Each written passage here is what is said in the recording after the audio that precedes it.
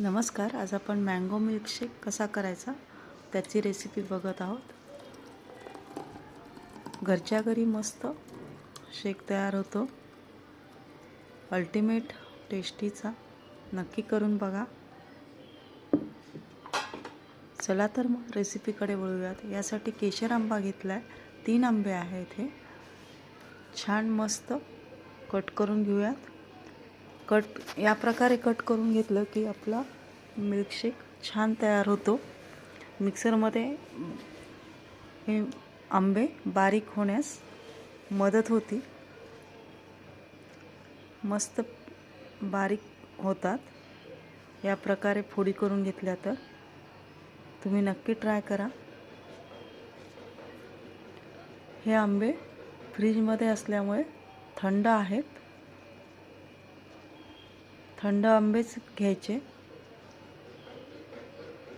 बर्फ न वापरता थंड आंबे घेतले की छान अशी चव तयार होते. या प्रकारे सगळे आंबे आपण कट करून घेऊयात.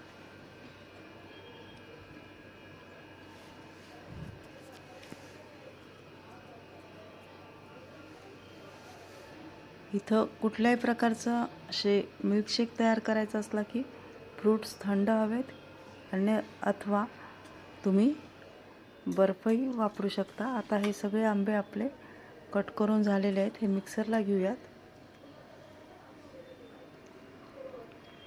त्यासोबतच 4 चमचे साखर, दूध. हे थंडगार दूध आहे फ्रीजमधलं. आता हे बारीक करून झालं इथं आणि ग्लासमध्ये सर्व करूयात.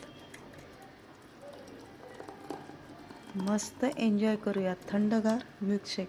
जर ही रेसिपी तुम्हाला आवडली असेल तर लाईक, शेअर आणि सबस्क्राईब करा. मस्त खा आणि स्वस्त राहा. धन्यवाद. पुन्हा भेटूया अशाच एका रेसिपीसोबत.